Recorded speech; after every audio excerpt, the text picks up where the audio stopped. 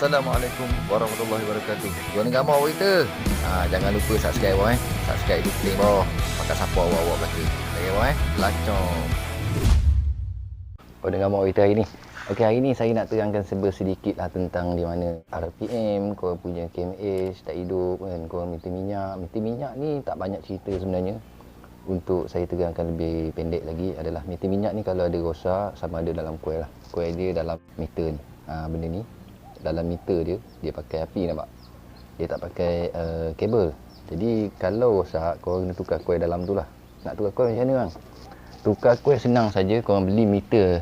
Korang kena beli meter second hand lah, ataupun meter lokal. Korang ambil barang dalam tu, meter untuk coil dia minyak saja, korang tukar lah. Jadi senang cerita. Tak payah apa benda tu, korang kena cari, ataupun korang beli meter baru, lagi senang lah. Lagi senang korang tukar seketul. Kalau korang nak modified meter korang, sayang meter korang tu tak ada jual coil dalam dia sebenarnya, tapi korang beli meter second hand ataupun meter lokal. Korang nak ambil meter minyak aje. KMH dengan RPM korang nak gunakan yang asal lah. Contoh korang sayangkan meter korang, nak tukar komponen dalam tu saja. Jadi korang kena buka lah meter dia. Sekarang ni saya nak cerita dulu macam mana nak check dia punya RPM sama ada jalan ataupun tidak. Kita nak check dulu. Sebelum apa-apa ada orang tanya nak tukar kabel ke, nak tukar gigi-gigi plastik dalam korang punya kulit belah clutch ni ke, ataupun korang punya meter ada rosak ke. Okey, sekarang ni kita nak check satu-satu dulu. Yang pertama korang check kabel lah. Kabel ni paling utama, kebiasaan kebanyakannya kabel yang putus. Jadi terpaksa kita tukar kabel. Sebelum kita tukar kabel tu, korang check dulu, sebab kabel ni pun mahal juga. Ada yang 20 lebih, kat 30, 40 pun ada, atas barang kualiti lah. Jadi sekarang ni saya nak cerita lebih detail lagi. Yang pertama, kita nak start enjin. Nak tengok benda ni fungsi atau tidak. RPM dia akan jalan direct, tanpa perlu korang bimbang pun. RPM jalan direct. Okay, yang pertama kita start dulu.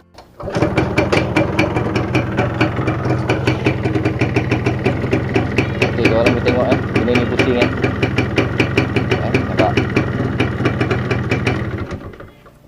So bila benda ni pusing bermakna kabel korang okey. Gigi-gigi dalam bawah tu pun okey. Kalau benda ni tak pusing, sama ada benda ni ataupun gigi-gigi. Macam mana nak tahu ni? Susah kan, dua-dua benda nak tahu kan. Okey, yang pertama korang nak tengok, nak check gigi-gigi dia. Gigi-gigi dekat dengan penutup ni, penutup silinder ni je. Jadi korang kena buka benda ni. Korang boleh tengok sama ada gigi dia pusing ataupun tidak. Macam saya buat sebelum ni, macam mana nak check silinder kan. Korang boleh nampak ke gigi tu. Okey, yang pertama korang double stand. So kalau kata minyak lebih tu korang kena lapik lah. Kalau minyak sempurna dia tak akan tumpah sebenarnya. Sukatan yang sempurna tak akan tumpah. Kalau minyak sukatan yang tak betul, dia akan tumpah. Lepas tu korang boleh tengok gigi dalam tu, gigi plastik tu. Okey, gigi gear dia warna putih tu korang boleh nampak melalui lubang ni. Jadi korang kena suluh dengan lampu suluh lah kan.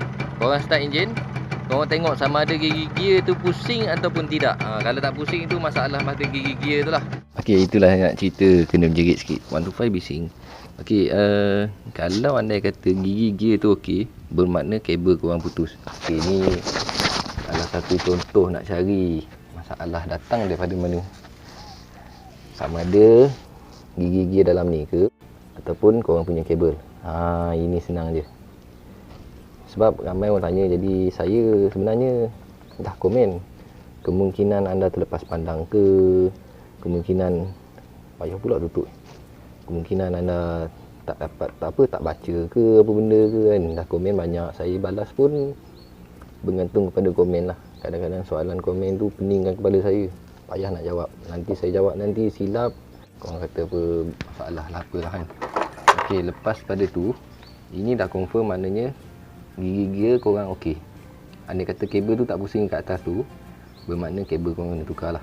Wajib tukar. Dia putus kat dalam-dalam ni kan. Korang tak tahu kan, tak nampak benda tu. Korang dia putus kat tengah-tengah ke kan, tak nampak. Jadi saya sarankan korang tukar je lah. Tak RM1 pun, belas-belas pun ada. Okey, lepas tu okey, apabila confirm kabel korang okey, kemudian korang kena check korang punya meter. Contoh gigi kat bawah okey, dekat sini pun okey, korang kena check korang punya meter. Cara nak check dia, saya gunakan screwdriver yang ngam-ngam fit lubang ni lah, ataupun korang cari screwdriver yang boleh pusingkan benda ni. Nampak tak? Nampak kan, gelap sikit. Okey, korang pusingkan benda ni. korang pusing agak bagi sama laju lah. Kalau kata RPM korang tu bergerak, maka meter korang tak ada masalah. Okey, senang cerita. Okay, benda ni dekat je. Andai kata korang kata kabel tak masuk apa semua, silap je, dekat je. Masuk sikit je, lebih kurang dalam tak sampai suku inci lah, lebih kurang macam tu. Pusing, korang pusing, meter korang bergerak, maknanya benda tu okey. Sama juga benda ni. Yang ni payah sikit lah sebab kena laju. Jadi kalau korang pusing, meter korang gerak, maksudnya meter korang alhamdulillah okey. Kalau tak gerak, meter korang sama ada jarum korang longgar ataupun dia punya spring dia rosak, spring dia putus nak cerita, ataupun gigi gear dalam ni orang kata apa dah haus. Jadi walaupun kita pusing dengan screwdriver dia pusing, tapi masuk kabel tak pusing. Korang boleh tengok dalam ni dia ada besi berbentuk petak, sama bentuk dia dengan korang punya kabel lah.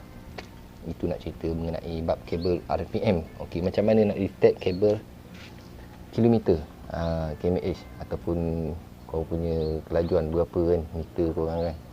Okey, sekarang benda yang sama juga. Kalau korang start enjin mampu start gerak.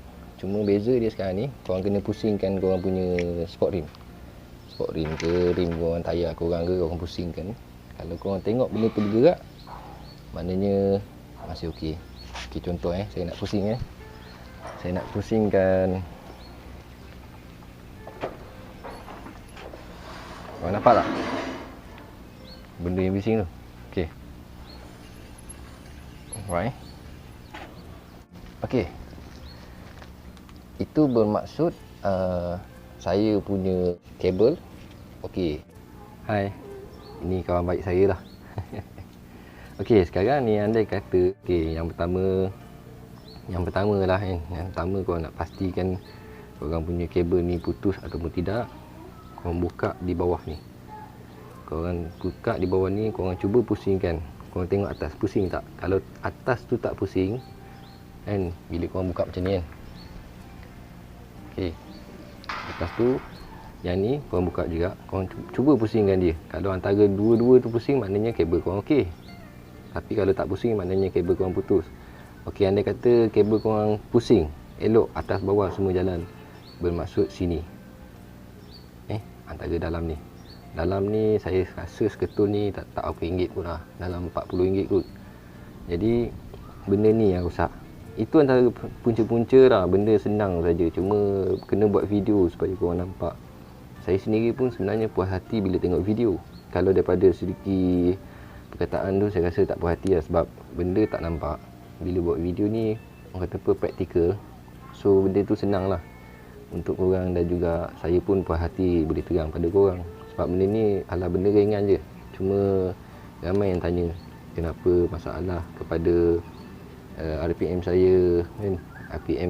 RPM bergegar. Ada juga orang tanya kenapa RPM saya bergegar ataupun RPM tak stabil.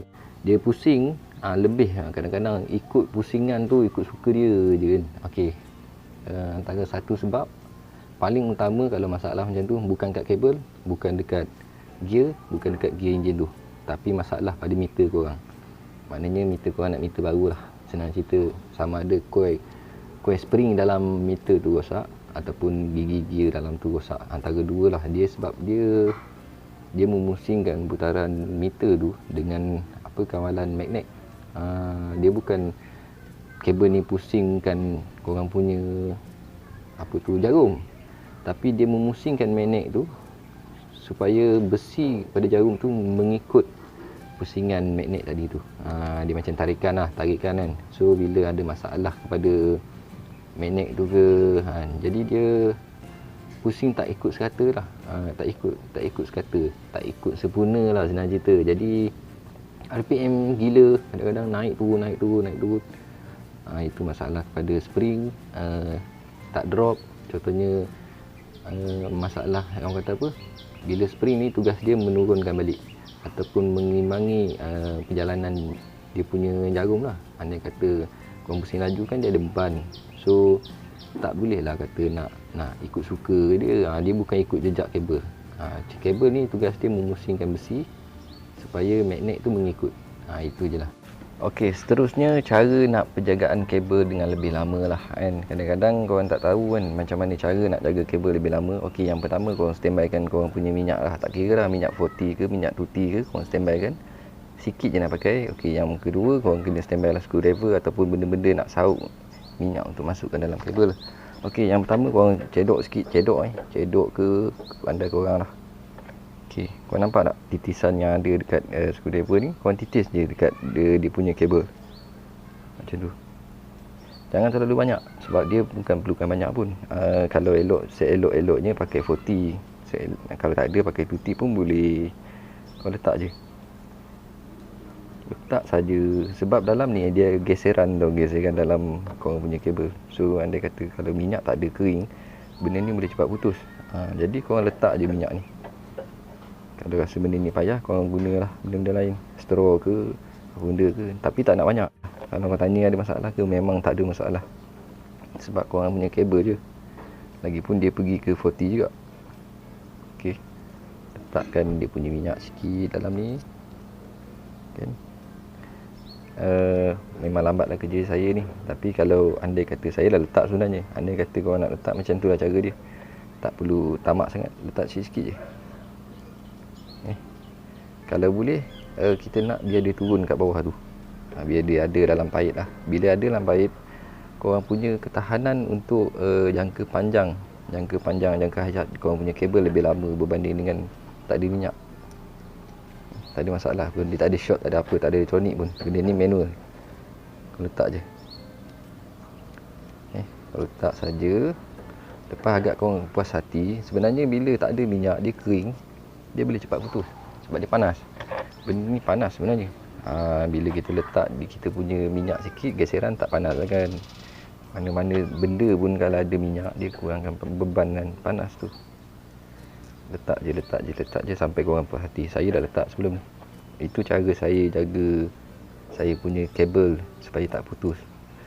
Benda tak RM1, tapi nak tukar pun malas lah sebenarnya. Benda-benda macam ni baik kita buat sendiri kan, jimatkan duit. Okey, benda macam tu lah. Contoh saya nak bagi tahu lah. Saya pun tak sikit je, tak banyak pun. Okey, lepas pada tu pusing-pusing lah sikit. Kau pusing-pusing lah sikit kabel ni. Pusing-pusing. Biar agak minyak tu turun. And korang pasang balik korang punya meter. Dah pun selesai. Okey, saya nak pasang dulu, nanti saya cerita sambung lebih detail lah. Okey, jom.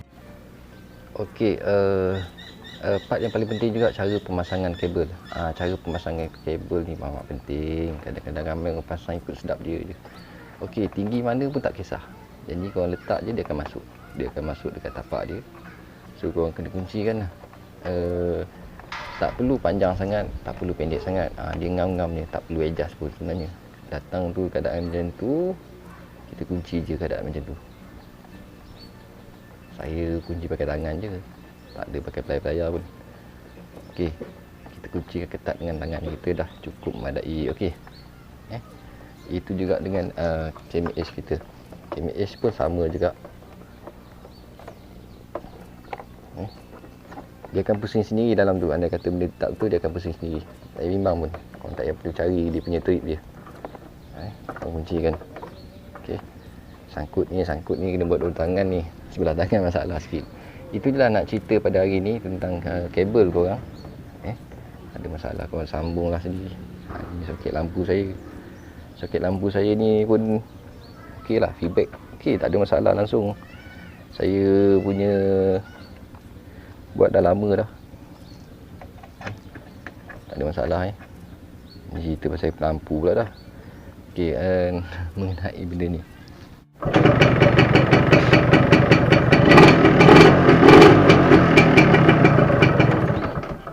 Okey, itu saja saya nak ceritakan mengenai RPM dan KMH saya, dan juga meter minyak.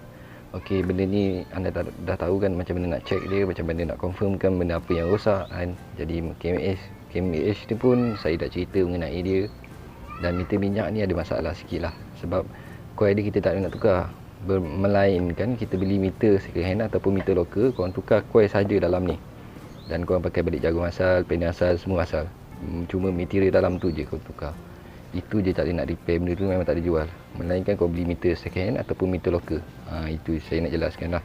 Yang lain tak ada masalah Kau boleh tahu apa punca dia, mengapa meter RPM saya bergoyang ke, mengapa RPM saya tak jalan, mengapa korang punya KMH ni ada masalah. Yang tu je lah. Saya pun tak buka panel saya sebab saya dah set dengan GPS kan. Jadi sukatan GPS ni dah tepat bagi saya tak buka lah. Okey, minyak pun saya lebihkan sikit berbanding dengan asal. Andai kata sebelum ni dalam tank saya ada RM4 kan, dia duduk separuh. Sekarang ni tank saya kalau RM4 dia duduk kat merah. Jadi bila saya duduk kat merah, saya tak risau sangat. Saya boleh cari dia minyak lagi, mampu lagi untuk jalan jauh lah. Jadi kalau meter asal dia RM4 dah duduk separuh. Kalau kita isi RM9 dia penuh. Jadi susah saya nak bajet. Jadi saya letakkan RM4 saya dekat merah.